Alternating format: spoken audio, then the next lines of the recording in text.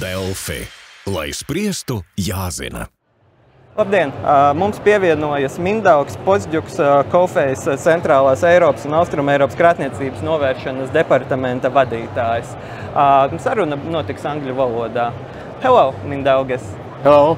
Thank you for joining us today. So, you are here to give a speech on fraud specifically in trading.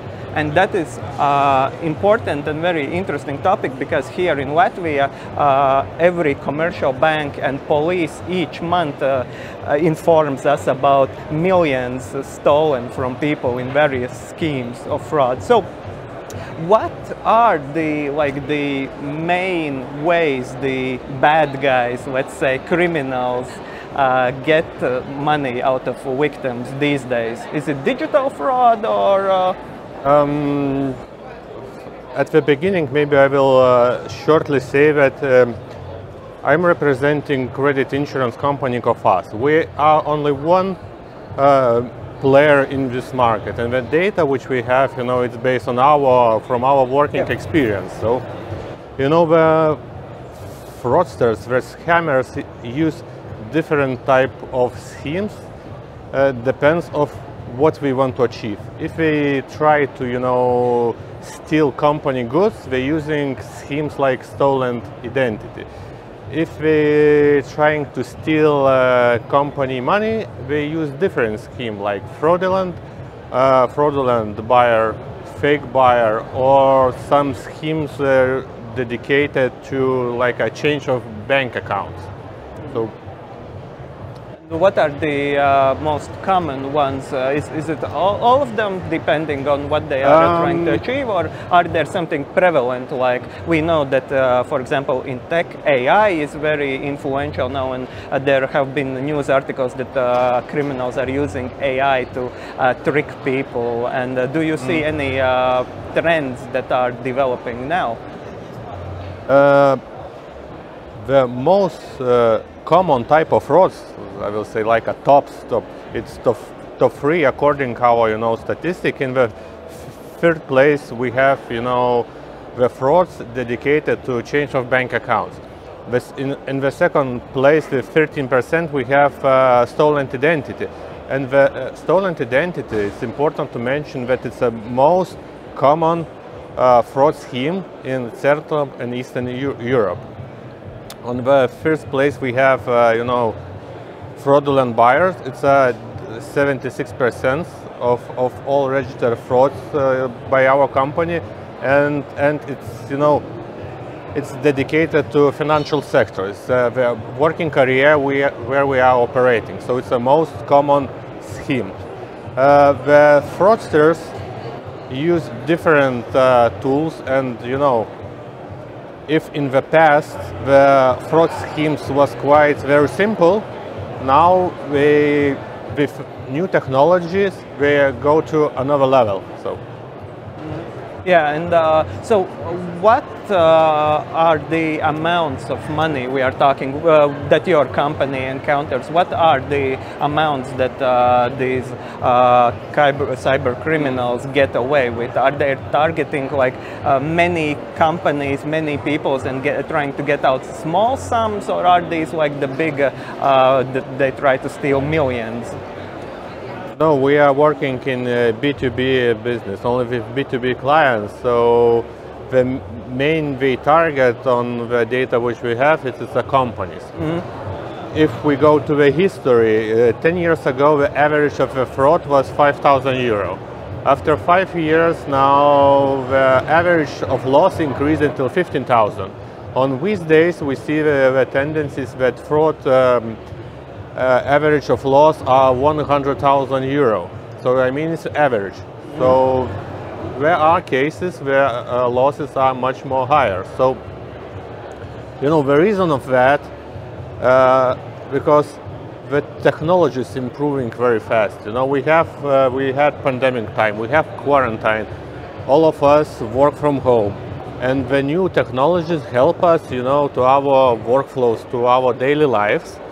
We change it, we make it simpler. So I don't need now, go to some kind of Sydney to meet my business partner. Everything I can do by my cell phones.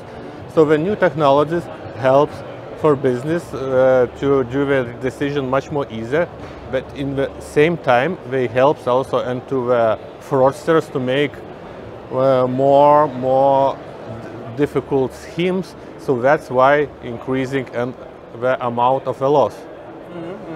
And does the the hot topic, as I already mentioned, in this year is AI. We spoke about AI in everything, AI in finance, AI in construction, AI in entertainment, everything, especially at the beginning of the year, because the ChatGPT and Google Bard debuted, everyone talked about AI. Do you see the application of these artificial intelligence systems in the fraud as well? You know, if we talk about some schemes and details how we are doing, you know, one of their tools it is, you know, to create some kind of fake web page. Yeah. In the past, you know, to create the page you need additional IT knowledge. The page should be quite nice looking, but in the past it was very simple. It was, you know, flat without any functionalities, etc., etc. Now, even me, without any IT knowledge, with new technologies, I can create web page, I think, in 1 hour. The page will be very nice looking. The other problem for fraudsters was, you know, to fill this web page with information. You know, you need to do many description, information, etc., etc. So now, using AI, it's very easy, you know, to write something like please describe me, I don't know, bottle of milk, and you will get a huge number of sentences, and you need to only copy and paste. So, yeah, AI very helping there also to organize such schemes. Yeah, and I assume AI, as AI is helping the programmers to work, also it's probably helping the criminals to write malware and Trojan viruses that probably, I guess, I have no knowledge of programming, but I assume. But is there the other direction? Like, is these new AI technologies, or can they help in protecting the companies and your clients that you work with? Is there an upside to all of this? At this point, you know, I'm representing insurance company, not the IT company. But from our experience, you know, when we are setting the companies, we're using many different algorithms to identify. So of course we updating and our systems, our products and our setting logic, and we are learning from mistakes. We are learning from the cases which are, and in that way we are updating. So I believe that in the future, fraudsters will be used some more new technologies. We find the ways, but we also not stop. We are not on the one place, so we are also going forward and working and using new technologies for that. Yeah, and like you said, you represent insurance companies, so when you are dealing with clients, you look at the weak spots in their cybersecurity and in general their security. Yeah. So what are the weak spots? Is it still the human? Because always when we speak about cybersecurity, experts say the weakest link is your employees, because they maybe don't pay attention or just lack knowledge. Do you see the same, or are there other weak spots? Yes and no. Because yes, main part of mistakes, still the decisions make an employee to do something, yeah? And here's the responsibility to detect, yeah? And yes, the fraudster use this fact that people make mistakes, but depends on schemes, because are some schemes dedicated, you know, to maybe I will go back to the fraudulent buyer schemes. The main idea, you know, to create fake illusion that this company are very good performing. So we are providing official the data like a fake financials to official company registers, and when we are getting this information, it's already not the employee mistakes, because we have very good looking report about the company, about finance. So it's I will say, in the both we use an IT and people that we could miss something. Yeah. And when talking about risks, like we know that in general, not all cyber breaches and cyber events are reported to the public. Like, for example, large companies, they often, if they can, they will not talk about it publicly because it is a threat to their image. There have been a lot of stories about banks losing a lot of clients because of one story of cyber breach, because clients just don't trust it. Do you see that as well, that the companies are trying to keep it quiet and maybe only insurers find out about the events? Maybe I will go from a little bit different angle. Yeah. In the fraud area, the fight against frauds, I'm working already 10 years. When I started, nobody speaks loudly about that in the market. But fraud exists. Was many victims of that. But when you are a victim, it's like a bad feelings. You make a mistakes, and no one wants to share with that. And it's a psychological things. So we decided to change it a little bit. We started to show to our clients, to the market, not only to the clients, to the market, the schemes. We started make a case studies to analyze and speak about it loudly. Now on these days, as you also state, that it is a lot of companies, a lot of experts, even police already sharing this information. And we as companies, we didn't get any benefit from that. It's not a business idea, but it's our responsibility to the market, to share our knowledge and fight together against fraudsters. So. And do you see that the companies also acknowledge these risks and are more diligent? Like, are they working on the cyber part, their cyber security, and as well ensuring their possible issues? It is becoming more popular.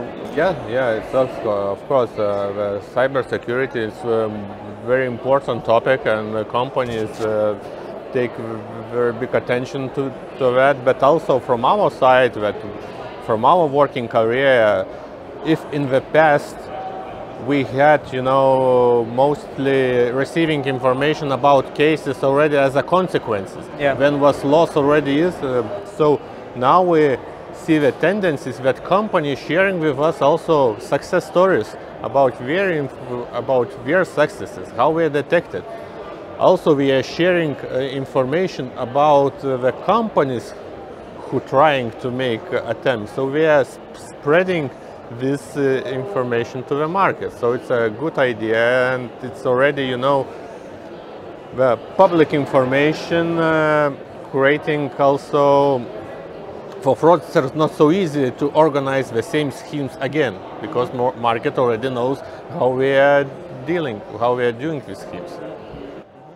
And what does the company need to ensure them against cyber security? What are the steps that they should take before you, as an insurer or any other insurance company, would decide to give them insurance? Because I mean, if I don't have even antivirus in my small 5-people company, probably I won't get an insurance against cyber threats. Not exactly, insurance and cyber security is two different directions. Yes, of course, companies take attention to cybersecurity, but it's not my topic, and colleagues probably for IT can say more about it from insurance perspectives, you know. It's very important, you know. Yeah, but do companies need to do some security audits to understand their No, risks? we are covering with business parts. It's we are insure the sales, so it's a little bit different topic. So, but still, it's important that companies loudly speak about it. I mean, it's not enough that company director knows or he participates in some trainings, etc. Each and every person who make a decision, like an accountant who make payments, like a sales manager who buy or sell goods, each and every must know about it. And of course, they must have some internal procedures to avoid. Yeah, and finally, what would be your, since you are working a long time in this field, what would be your suggestions for companies how to try to ensure their security from your perspective, not from the IT perspective, but as you see it, what should they do to at least try to be safe and to try to avoid these incidents? Yeah, my recommendation will be probably no rush. Think twice and think in critical way, because you know devil are in the details, and the fraudsters, you know, when we are creating schemes, it's like a painting, you know, or picture. We are taking different colors, different actions, and creating some kind of you know fraud scheme.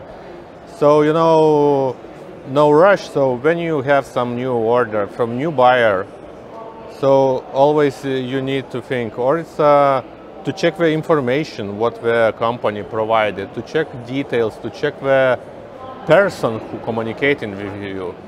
You know, think twice. It's also important, you know, or this company able to pay for my you know goods, full truck of my goods, or they able. And you know, think critical, because or it's normal that that's a huge company trying to buy something from me, or it's normal that huge company board member or vice president looking direct for partnership. So you know, no rush. If you see some kind of red flags, it doesn't mean that you already meet the fraudsters, but it's already maybe you need to make some additional steps, actions, maybe ask some advance payments or something like that before you start deals with this. Yeah. So companies should avoid, if they receive an email from Elon Musk, hey, I need 500 car seats for my new Tesla, that they probably should think, is it Elon Musk or not? Okay, thank you, Mindaugs. Thank you for this talk. Thank you for